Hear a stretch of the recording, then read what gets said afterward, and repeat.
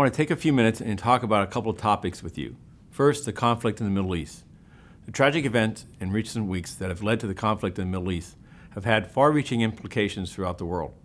The human toll of violence and turmoil is immeasurable, and we must remember that behind the headlines are families, individuals, and communities suffering the consequences of the conflict. We are closely monitoring these events and are coordinating with federal, state, and local partners on information sharing. I ask all of you to stay prepared and vigilant by providing both increased patrols and high visibility at critical locations in your area, with a particular emphasis at synagogues and mosques.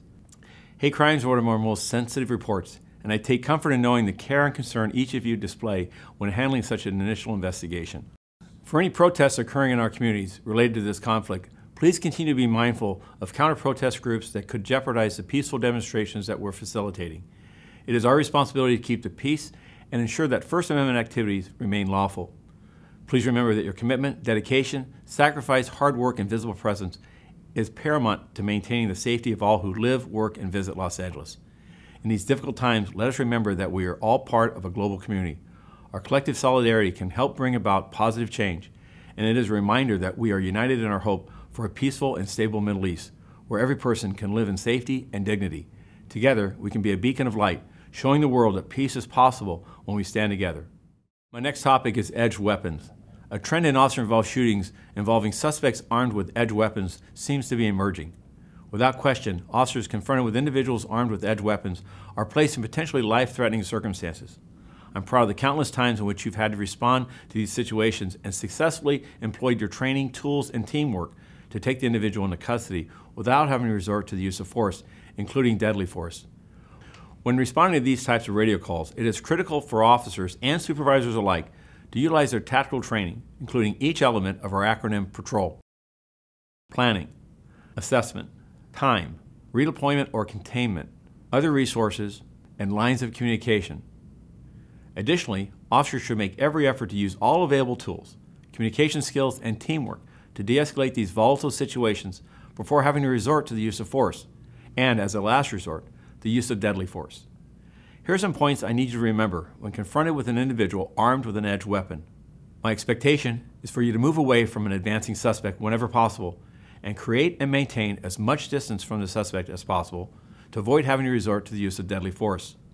Allow less lethal options to be utilized, and for the less lethal plan to have an effect, let it work before having to resort to the use of deadly force. Limit the number of designated cover officers and reduce the number of officers with firearms drawn. Each officer is responsible for the decision to draw their firearm, and in the absence of a supervisor, the senior officer on scene must also evaluate the number of designated officers needed. Limit the use of deadly force by officers not directly threatened by the suspect's actions, and accurately assess whether the suspect's actions and the distance from the officer poses an imminent threat of serious bodily injury or death. Officers resorting to the use of deadly force must ensure it is absolutely the last resort and demonstrate in their actions adherence to our guiding principle of reverence for human life. If an officer's life or another individual are not imminently threatened, alternatives must be employed and given time to work. Critical to our success in the field is having our senior officers and supervisors taking charge of these volatile situations. Your leadership is paramount. Reverence for life and officer safety are not exclusive of one another. Your direction and guidance will improve our ability to successfully navigate these trying circumstances. My last topic is Gratitude Month. November has been designated as National Gratitude Month. This time of year allows us the opportunity to reflect, celebrate, and be grateful for the many blessings we all have. This can be a challenging task in even the best of times, but more so in recent months where there's been so much hardship around the world. Nevertheless, we must continue to remind ourselves that every day is a gift. Whether it's the support of our loved ones, the opportunities that have come our way, or the lessons learned from challenges, each moment has its own unique gift. Being thankful for these gifts can have a profound impact on our well-being and the world around us. Gratitude can bridge divides, heal wounds, and uplift spirits. By practicing gratitude, we can inspire others to do the same and create a ripple effect of kindness and appreciation. We all have much to be grateful for as we near the end of the year.